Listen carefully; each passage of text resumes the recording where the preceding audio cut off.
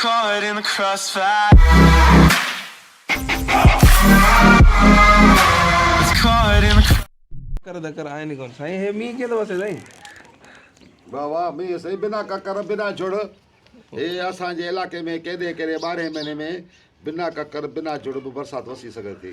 अच्छा माशाल्लाह हां साईं ताईं जो है क्या हर इंसान के मञणो आहे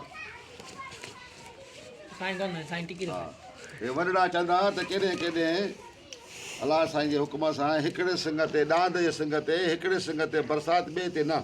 सुभान अल्लाह उहो